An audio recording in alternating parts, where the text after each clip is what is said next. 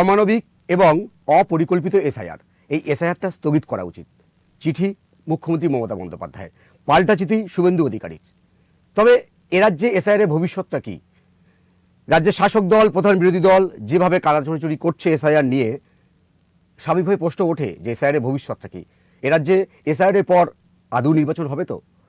চলুন দেখে একটি বিশেষ প্রতিবেদন। সম্প্রতি এসআইআর ইস্যুতে রাজধানীর রাজনীতিতে ঝড় তুলেছিলেন অভিষেক বন্দ্যোপাধ্যায়।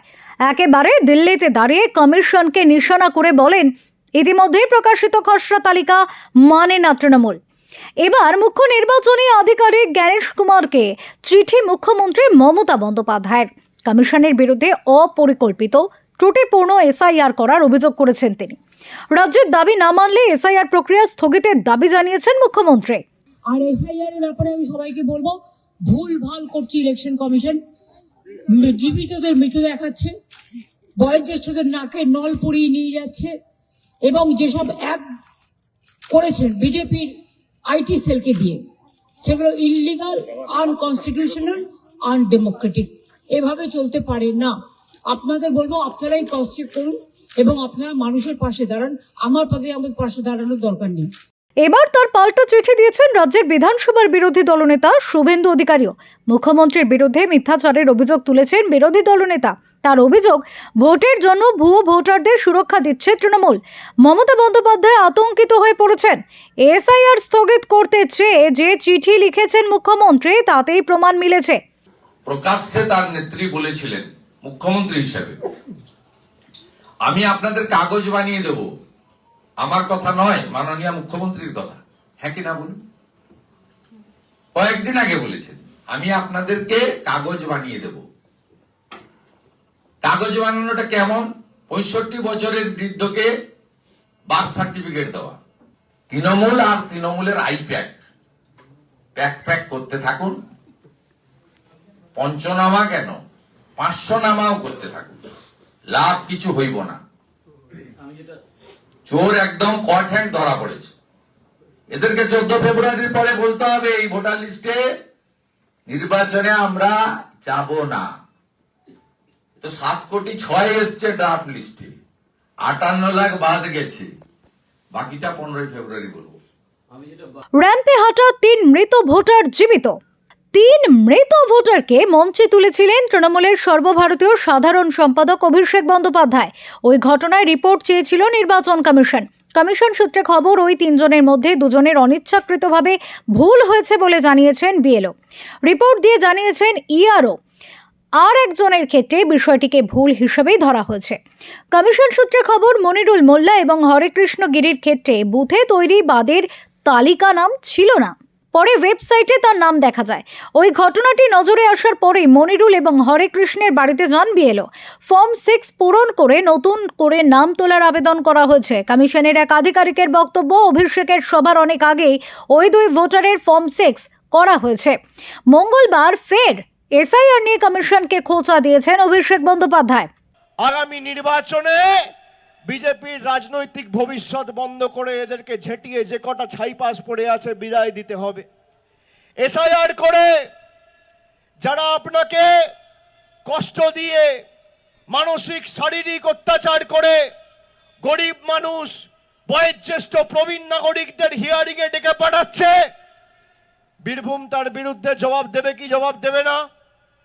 এই পরিস্থিতিতে এবার রাজ্য সরকারি কর্মীদের হলফনামা তলব করল কমিশন। 2 জায়গায় ভোটার লিস্টে যদি নাম থাকে তাহলে এক জায়গায় কাটতে হবে। রাজ্য সরকারের দফতরগুলিতে চিঠি পাঠিয়ে হলফনামা চাইছে নির্বাচন কমিশন। রাজ্য সরকারি কর্মীদের পাঠানো হচ্ছে ডিক্লারেশন ফর্ম। এই মুহূর্তে বাংলায় প্রায় 10 লক্ষ মানুষ রাজ্য সরকারি কাজের সঙ্গে যুক্ত। কমিশনের নির্দেশ, তাদের প্রত্যেককেই এবার হলফনামা জমা দিতে হবে। তাদের জানাতে হবে তারা কোথাকার ভোটার। যদিও রাজনৈতিক মহলের ধারণা, যদি কমিশন বাধা পায় তাহলে এসআইআর প্রক্রিয়া বন্ধ করে দিতে পারে। আর কমিশন চাইলে নির্ভুল ভোটার তালিকা ছাড়া নির্বাচন নাও করাতে পারে। সংবিধান সেই এখতিয়ার দিয়েছে কমিশনকে। এখন প্রশ্ন উঠছে এসআইআর এর ভবিষ্যৎ নিয়ে। প্রশ্ন উঠছে রাজ্যের বিধানসভা নির্বাচন নিয়ে। কারণ রাজ্যের প্রধান শাসক দল বিজেপির দাবি, নো এসআইআর নো ভোট। অনেকে বলছেন সেক্ষেত্রে এসআইআর বন্ধ রেখে রাষ্ট্রপতি শাসনের দাবি জানাতে পারে কমিশন। ব্যুরো রিপোর্ট, ওঙ্কার বাংলা। এ বাংলায় এসআইআর এর ভবিষ্যৎটা কি মনে করছেন সাধারণ মানুষ? চলুন শুনে নি তারা কি মনে করে। একদম হওয়া উচিত। কেন? এই যে ভুয়ো ভোটারগুলো আছে তো এগুলো বাদ যাওয়া উচিত, কারণ ভুয়ো ভোটারগুলো যেগুলো আছে বাদ যাওয়াই উচিত। কিন্তু তৃণমূল কংগ্রেস বলছে এসআইআরটা হওয়া উচিত না, মানুষের হেনস্থা হচ্ছে। পার্টি নিয়ে আমি কিছু বলতে চাই না। এইসব বিষয়ে বলতে পারবো না আমি। না, এসআইআর তো 2002তেও হয়েছে, আমরা খবরে দেখেছি। তো এটা তো না হওয়ার তো কোনো কারণ নেই। কি কারণ? এটা দেখুন, রাজনৈতিক ব্যাখ্যা এক একজন এক একভাবে করছে, এগুলো ঠিক আমাদের মতন সাধারণ মানুষের বোঝা নেই। তবে এসআইআর হওয়া দরকার। না, প্রয়োজন ছিল, মানে যেহেতু যদি কোনো অনুপ্রবেশকারী থেকে থাকে তাদের বাদ হয়ে যাবে, এছাড়া তো কোনো প্রবলেম নেই। যারা এখানকার বাসিন্দা তারা তো থাকছেই, আমার মনে তো প্রয়োজন ছিল। না, এইটা আলাদা ব্যাপার, যেটা হেনস্থা হলে সেটা বলবেই। যদি হেনস্থা হয়ে থাকে তাহলে এটা অন্যায়, কিন্তু আমার মনে হয় এসআইআরটা দরকার ছিল, কারণ প্রচুর অনুপ্রবেশকারী রয়েছে এই রাজ্যে, তাদেরকে তো বাদ দিতে হবে না। সেটা রাজনৈতিক ব্যাপার, আমি বলতে পারবো না। আমি যেহেতু রাজনীতির মধ্যে নেই, আমি বলতে পারবো না। তবে এটুকু বলতে পারি যে যারা এখানে জন্ম, পশ্চিমবঙ্গবাসী বা যারা এখানে থাকতে চাইছে, তাদের বাদ দিয়ে যারা এখানকার লোক নয় তারা আমাদের রাজ্যে চাকরি ফাঁকরি সবগুলো নিয়ে নিচ্ছে। এটাই আমাদের মানে উদ্দেশ্য, যাতে এখানকার লোকরাই করতে পারে, আর সে কোনো ব্যাপার না। আর বিদেশি লোকেরা যা কাজ কামের অবস্থা যা করছে, কম পয়সায় এসে কাজ করছে, আমাদেরও কম পয়সায় সংসার চলছে না। এই কারণে আমরা চাই যে আমাদের যেটা প্রাপ্য আমরা যেন ফিরে পাই। কিন্তু তৃণমূল বলছে এসআইআর করে কার্যত হেনস্থা হচ্ছে, ওই জন্য সুপ্রিম কোর্টে গেছে, বন্ধ করে দেয়।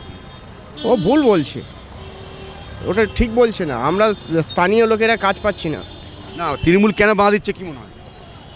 তৃণমূল ওর বিদেশি লোকেদের নিয়ে ভোট কালেকশন করার জন্যই এটাই ওরা করছে, কারণ যারা ওদের ভোট দেয় তারা কিন্তু স্থানীয় লোক নয়। সেই ব্যাপারে আমার কোনো মতামত নেই। কারণটা অনেক কিছুই আছে তো। একটা বলুন অন্তত। প্রয়োজন ছিল। জনসংখ্যা বাড়ছে কেন পশ্চিমবঙ্গে? এত বেকার বেড়ে যাচ্ছে, কার কারণে বাড়ছে? আমাদের ওখানকার লোকাল, আমি শুনছিলাম পুলিশের চাকরি করে, 2002-এ তার নাম নেই, এখন চাকরি নিয়ে টানাটানি। দরকার অবশ্যই ছিল, ওর জন্য তো এখানকার ছেলেপেলে চাকরি পেল না, না সেটাও দেখতে হবে। কিন্তু তৃণমূল বলছে যে এটা হেনস্থা হচ্ছে, মানুষের বন্ধ করো। শাসক দল তো বলবেই, শাসক দল তো বলবে, তার তো লস হয়ে যাচ্ছে না, তার ভোট কমে যাবে, সে তো বলবেই, তো স্বাভাবিক। অবশ্যই না, আমি সেটা বলছি না যে ওরা তৃণমূলেরই ভোটার, কিন্তু ওর মধ্যে থেকে আমি মেনে নিচ্ছি কিছু ভোট তো তৃণমূল পাচ্ছে। আমার যখন ভোট আমার পক্ষে আছে, তাহলে আমার পক্ষে রায় দিতে হবে। এবার রায় দিয়ে যদি এসআইআরকে ক্যান্সেল করাতে পারে, তাহলে আবার যারা ভোট দিচ্ছিল না তারাও ভোট দেবে, স্বাভাবিক, তার পক্ষে চলে আসবে না। এটাই होना चाहिए, देश हित में अच्छा है, देश हित में अच्छा है, ये होना चाहिए, ठीक है। लेकिन वो जो तृणमूल कांग्रेस है ना, ये राज्यों का जो तृणमूल कांग्रेस, वो कह रहा है कि ये एसआईआर नहीं, ठीक नहीं है, ये बंद कर देना चाहिए। नहीं तो ये तो राजनीतिक पार्टियां है ना, तो वो तो अपना वोट के लिए करेंगे ही, लेकिन देश हित के लिए, राष्ट्र हित के लिए ये आवश्यक है, बिल्कुल आवश्यक। নমস্কার, ওঙ্কার বাংলায় আপনাদের স্বাগত। আমি আপনাদের সঙ্গে বিশ্বজিৎ। আজকের বাংলা রাজনীতি অনুষ্ঠানে আমাদের বিষয় এসআইআর এর ভবিষ্যৎ। কেন বলছি? কারণ রাজ্যের মুখ্যমন্ত্রী মমতা বন্দ্যোপাধ্যায় স্বয়ং তিনি বলছেন যে এসআইআর অমানবিক, ত্রুটিপূর্ণ এবং অপরিকল্পিত, স্থগিত করা হোক। কমিশনকে চিঠি দিয়েছেন তিনি, এবং তৃণমূল সাংসদ দোলা সেন সুপ্রিম কোর্টে এসআইআর স্থগিতের জন্য অ্যাপিল করেছেন। ভবিষ্যৎটা কি এসআইআর? ঠিক এই বিষয়টা নিয়ে আমরা আলোচনা করব। এই মুহূর্তে স্টুডিও উপস্থিত রয়েছেন বিখ্যাত সাংবাদিক ও রাজনৈতিক বিশ্লেষক অর্কপ্রভু সরকার। দাদা, আপনাকে ওঙ্কারে স্বাগত। ভবিষ্যৎটা কি? মুখ্যমন্ত্রী যেরকম আবোল তাবোল বলেন গঙ্গাসাগরের পবিত্র মাটিতে দাঁড়িয়ে, ঠিক সেরকমই আবোল তাবোল বললেন। তো আমি ওই দৃশ্যটা দেখবার জন্য অধীর আগ্রহে অপেক্ষা করে আছি, যেদিনকে সুপ্রিম কোর্টে অভিষেক মনু সিংভি, কপিল সিব্বলের পাশাপাশি দিদিমণিও সওয়াল করবেন। শুনেছি কোন একটা বালুরঘাট কোর্টে বোধহয় একবার সওয়াল করেছিলেন জামিনের জন্য কারুর, তারপরে তো আর সওয়াল টাওয়াল করেননি। তবে উনি হচ্ছেন সর্বজ্ঞ। মহাবিশ্বে মহাকাশে এমন কিছু নেই যেটা তিনি জানেন না। উনি কিন্তু মনে মনে ভাবেন যে তিনি যদি প্র্যাকটিস করতেন, সিদ্ধার্থ বাবু সমীহ করতেন, গান গাইলে সন্ধ্যা মুখার্জি বলতেন যে মমতা তুমি গানটা কেন পার্সু করলে না। তো মেগালোমেনিয়ায় আক্রান্ত। তো এসআইআর এর প্রতিবাদে বা স্থগিতের জন্য তো আগেও গিয়েছিল। এসআইআর তো শেষ হওয়ার মুখে, কিসের স্থগিত? হ্যাঁ, স্থগিত হবে, নির্বাচন কমিশন করবে যদি রাজ্য সরকার বেশি বেয়াদবি করে। যদি তৃণমূলের লোকজন নির্বাচনের আধিকারিকদের, কমিশনের আধিকারিকদের, পর্যবেক্ষকদের, মাইক্রো অবজারভারদের হুমকি দেয়, তাহলে কমিশন কিন্তু 14 ফেব্রুয়ারি পূর্ণাঙ্গ সঠিক ভোটার তালিকা প্রকাশ করতে পারবে না। ক্ষতি দিদিমণির হবে। কমিশন বলবে রাজ্য প্রশাসন সহায়তা করছে না, আমাদের পক্ষে এসআইআর এর কাজ এগিয়ে নিয়ে যাওয়া সম্ভব নয়, নির্ভুল ভোটার তালিকা প্রকাশ করতে সময় লাগবে, এই প্রশাসনের নিয়ন্ত্রণে যতক্ষণ থাকবে রাজ্য, ততক্ষণ পর্যন্ত রাজ্যের আধিকারিকরা কমিশনকে সহায়তা করবে না। তার থেকে এই সরকারের মেয়াদ শেষ হলে নির্বাচন তো করা যাবে না এসআইআর ছাড়া, তখন রাজ্যপালের মাধ্যমে রাষ্ট্রপতি শাসন জারি হবে। এই যে প্রশাসন যারা বঙ্গেশ্বরীর কথায় কমিশনকে অসহযোগিতা করছেন, এমন আধিকারিক তো আছেন, দিদিমণি যদি বলেন সূর্য পশ্চিম দিকে ওঠে, এরাও বলবে সূর্য পশ্চিম দিকে ওঠে। এই আধিকারিকরা, এই চামচারা, এই স্তাবকরা, এই নকরশাহী একবার যদি এখানে রাষ্ট্রপতি শাসন জারি হয়, দিদিমণিকে চিনতে পারবে না। তখন এই প্রশাসন দেখবেন সাংবিধানিক দায়বদ্ধতা নিশ্চিত করার জন্য ঝাঁপিয়ে পড়ে যাবেন, কমিশন খুব স্মুথলি কাজটা করে নেবে, তারপরে হবে নির্বাচন। হোক না এসআইআর, এরকম আবহে কমিশন কোনো স্থগিত করে দিক এসআইআর, কিন্তু এসআইআর ছাড়া ভোট হবে না। যখন কমিশন মনে করবে পরিস্থিতি অনুকূলে আছে, সার্বিক সহযোগিতা পাওয়া যাবে, তখনই এসআইআর করবে। যতদূর হয়েছে ততদূর করে স্থগিত করে দিক, সেটা দিদিমণির পক্ষে ভালো হবে। রাষ্ট্রপতি শাসনে ভোট হলে 50টার বেশি আসন পাবেন না উনি, খুব তরপাচ্ছেন এখন। মালদায় খাতা খুলতে পারবেন না, খোকাবাবু নাকি যাচ্ছেন মালদায় শুনলাম। মসু তো আগে চলে গেল, এবার কৃষ্ণেন্দু যাবে। 11টা সিট আছে, শূন্য পাবে, শূন্য। একমাত্র হরিশ্চন্দ্রপুরটা পেলেও পেতে পারে, আর পাবে না। ওখানে কংগ্রেস আর বিজেপির মধ্যে লড়াই। মুর্শিদাবাদের হুমায়ুন জিততে পারবেন কিনা আমি জানি না, নিজে হয়তো জিতবেন, কিন্তু বহু জায়গায় তৃণমূলের যাত্রা ভঙ্গ করে দেবেন। তাহলে মালদায় 11, মুর্শিদাবাদে টোটাল 22, 33টা সিট। যদি এই 33টা সিটের মধ্যে আগের বার তৃণমূল বোধহয় সম্ভবত 27টা মতো সিট পেয়েছিল, সেটা যদি 7টায় গিয়ে দাঁড়ায়, ক্ষতি কথা 20। আগের বার পেয়েছিল 214 থেকে এই দুটো জেলাতেই যদি 20 কমে যায়, তাহলে কত হলো? 194। তারপর তো উত্তর দিনাজপুর আছে, দক্ষিণ দিনাজপুর আছে, নদিয়ার একটা পার্ট আছে। মুসলমানরা দিদিমণিকে এবার ওইভাবে ভোট দেবেন না, বিশেষ করে মালদা, মুর্শিদাবাদ 2, দিনাজপুর এবং নদিয়ার একটা অংশে। তাদের জন্য তো করেননি কিছু। টুপি দিয়েছেন, বিজেপির জুজু দেখিয়েছেন, দাঙ্গার জুজু দেখিয়েছেন, এখনো দিচ্ছেন। ওনাকে, ওনার ভোট ব্যাংকে ওনার সঙ্গে এবার বিশ্বাসঘাতকতা করবে একটা বড় অংশ। মমতা বন্দ্যোপাধ্যায় সাগর থেকেই বলেছেন যে এ বাংলায় রয়্যাল বেঙ্গল টাইগার থাকে, বেশি কামড়াতে আসবেন না, তাহলে কিন্তু মাথা এবং কোমর টাইট করে দেবে। উনি অনেক কিছু বলেন, একদম মানে 200% বিনোদন যদি কোথাও থাকে দিদিমণির কথায়। আবোল তাবোল কথা, কখনো দুর্যোধন, দুঃশাসন, শকুনি মামা এখন রয়্যাল বেঙ্গল টাইগার, এসব ছেদো কথা, ছেদো যুক্তি। এসব বলছেন এত কাজ করেছেন, আমার এসআইআর নিয়ে আপনার এত চিন্তার কি আছে? হচ্ছে এসআইআর হোক। বলছেন 58 লক্ষ নাম বাদ গেল, এদেরকে তো সুযোগ দেওয়া উচিত ছিল, এরা তো আবেদন করতে পারতো। প্রত্যেকটা বুথে এদের তালিকা টাঙানো আছে। বিএলওরা তো ছিল, বিএলএরা ছিল, তো ইয়ারও তো করেছে। এটা এ তো মৃত, স্থানান্তরিত, খুঁজে পাওয়া যাচ্ছে না তাদের। আসলে মুখ্যমন্ত্রী ভাবতে পারেননি যে এভাবে একটা নির্বাচন কমিশন এসআইআর করবে। আর জ্ঞানেশ কুমার আর ওই ভদ্রলোক মনোজ আগরওয়ালের উপর রাগ কেন? এরা তো খুব আরিজ আফতাবও নয় আর রাজীবা সিনহাও নয়। অনুপ্রাণিত ছিলেন, খুব গৃহপালিত ছিলেন। দিদিমণি যা বলতেন এরা একেবারে ডটেড লাইনে সাইন করতেন। এরা মনে করতেন দেশের আইন নেই, সংবিধান নেই, বঙ্গেশ্বরীর কথাই হচ্ছে দেশের আইন, রাজ্যের আইন। তাই বিনা বাধায়, বিনা প্রতিবাদে দিদিমণির সমস্ত কাজকে এরা সমর্থন করেছেন। কিন্তু দেশের নির্বাচন কমিশন তো আর তৃণমূলের ক্যাডার বাহিনীর নেতা নয়, তৃণমূলের নেতাও নয়। জ্ঞানেশ কুমারের একাডেমিক কোয়ালিফিকেশন দেখুন, খোকাবাবু দেখুন, পিসিমণি দেখুন, এত বড় বড় কথা জ্ঞানেশ কুমারকে। আরে শিক্ষার একটা মূল্য আছে, আর যে শিক্ষার মূল্য তৃণমূলের কাছে নেই।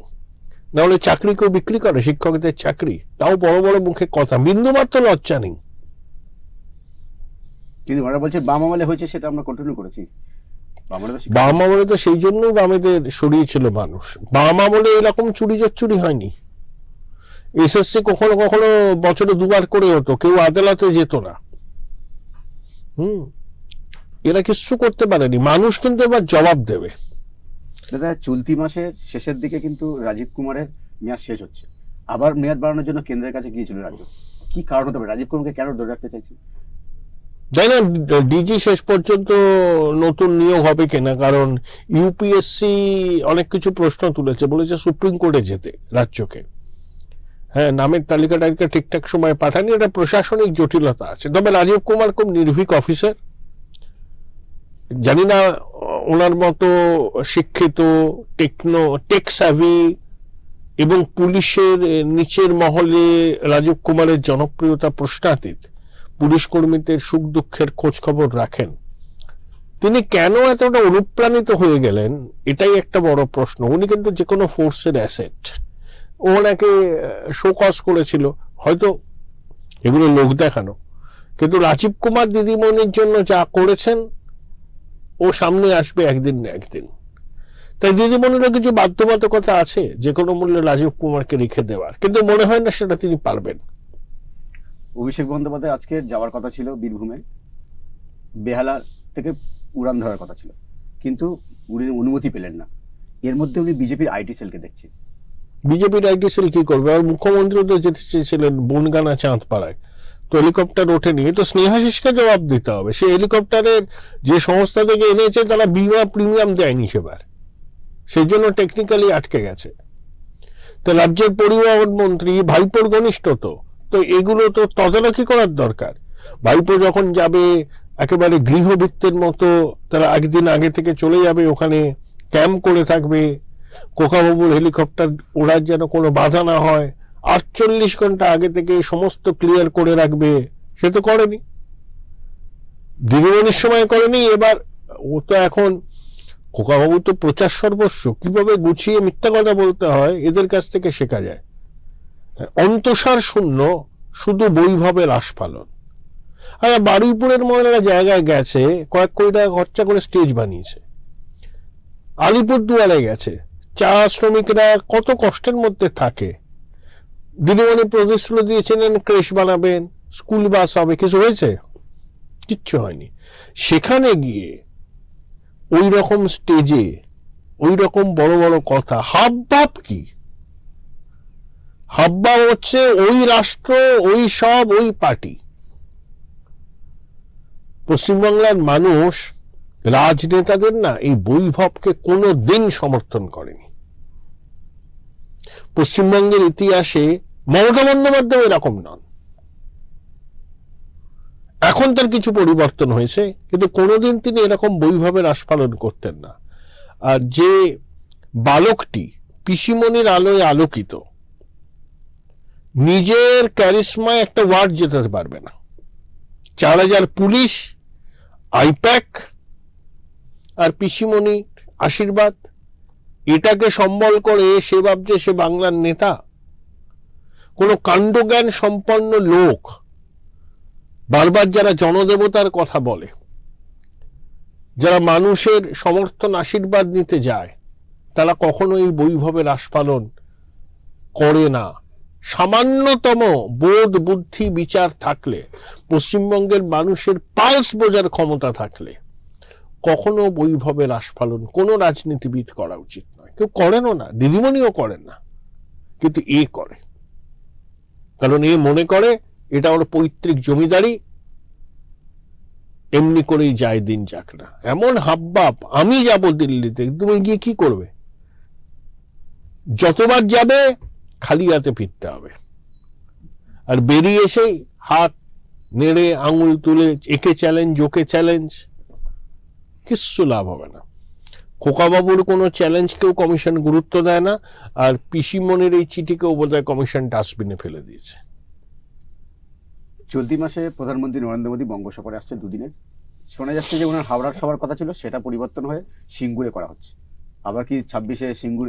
ভালো, যদি হয় এটা খুব ভালো। সিঙ্গুরের থেকে টাটাকে তাড়িয়েছিলেন দিদিমণি। এখানে শিল্প আসে, যারা টাটাকে তাড়ায় সেই রাজ্যে কোনো শিল্প আসে না। মোদিজি আসলে একটা বার্তা দেবেন, মানুষ হয়তো একটু আশ্বস্ত হবে, শিল্প টিল্প যদি আসে। আমার কাছে আপনার জানতে চাওয়া যে হঠাৎ বিজেপি কি সিঙ্গুরকে কেন বেছে? ভালো করেছে, সিঙ্গুর থেকে একটা বার্তা দেবে, যেখান থেকে টাটা চলে গেছিল, এখানে বিজেপি আসলে আবার হয়তো টাটা আরো অনেক বড় বড় গোষ্ঠী ফিরবে। বিজেপি আসলে বাংলাতে প্রচুর বিনিয়োগ হবে। অনেক শিল্পপতি বিনিয়োগ করছে না এই সরকারের সময়, এবং করবেও না। এটা যদি আবার ক্ষমতায় আসে করবেও না।